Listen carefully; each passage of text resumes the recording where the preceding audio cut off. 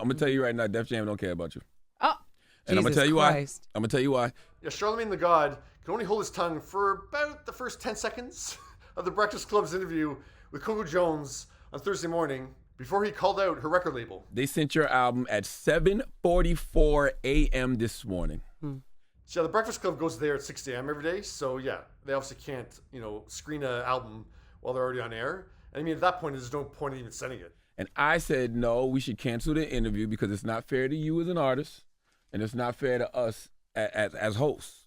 And because you're sitting here now, and then people will be in your face talking to you about everything except for your music, and people will wonder why. Why are they always just focused on the mess? Why are they talking about everything but our music? And it sounds like there was some major discussion on the Breakfast Club side and Coco Jones' side about whether or not this interview is still going to happen. That's the reason why. That was the holdup. So I don't know what the label told you, but that was the reason I was like, you know what?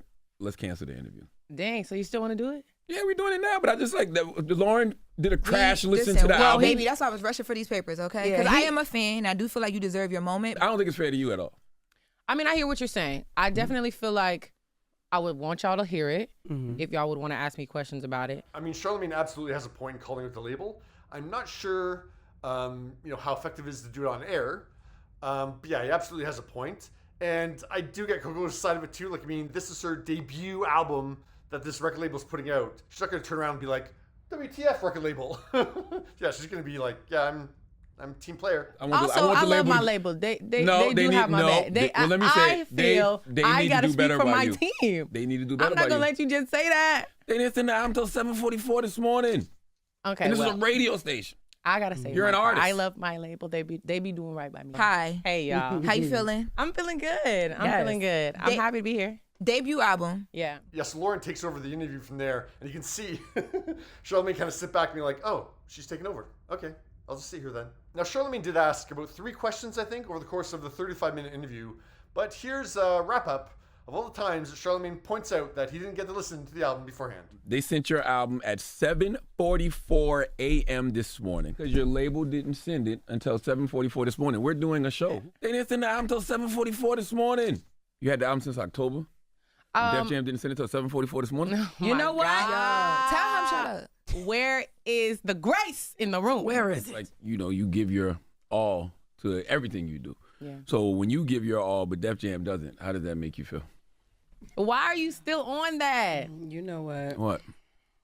Well, they dropped the ball this morning. That's all I'm saying. and at a crucial time like this, they shouldn't be doing that. That's all I'm saying. Used to people talking about my music only, and so anything else it's like it's still new to me that people care about what I got going on personally. I'm like, y'all care about that? Okay. How can we talk about your music if we don't get the album until 7:44? That's not your fault though. Just talking about Def Jam. Continue. Oh. Anyway. So I have a somewhat unique perspective on this because I've done tons of interviews where I didn't get to see the movie or the TV show or listen to the album, and I'm sure Charlamagne's done a bunch of those interviews too. And yeah, sometimes it just works out that way. Either they don't send it to you or you get it and you just don't have time to listen to it. And I have no doubt there have been times that Charlamagne has been sent the album and he never listened to it. And he just went and did the interview anyways. So yeah, I don't think this is really Charlamagne whining about not being able to listen to the album and he can't do his job. I don't think that's really what he's doing here. I think it's a little bit of ego. I think this is him kind of fluffing his feathers a little bit, being like, we're the Breakfast Club. You send us your album before you come to an interview. So I think it's a little bit of that. I think this really is him trying to stick it to Def Jam. Like, I think he's really trying to embarrass them. I think he is kind of sticking up for Coco. Like, it struck me a little bit as like, older protective brother. I just want the best for Coco Jones. Thank you. You said that they're doing good things for you. I'm just simply saying, why not more? Okay, well, you ate that part. That's all I'm saying. You ate that part because that's all I'm saying. He really wanted to call out Def Jam over this, and Coco just happened to be in a room when he had to do it.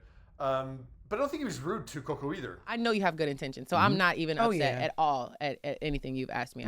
You've seen a lot, you know a lot, and I appreciate you speaking up and saying these things. So I'm not mad at all.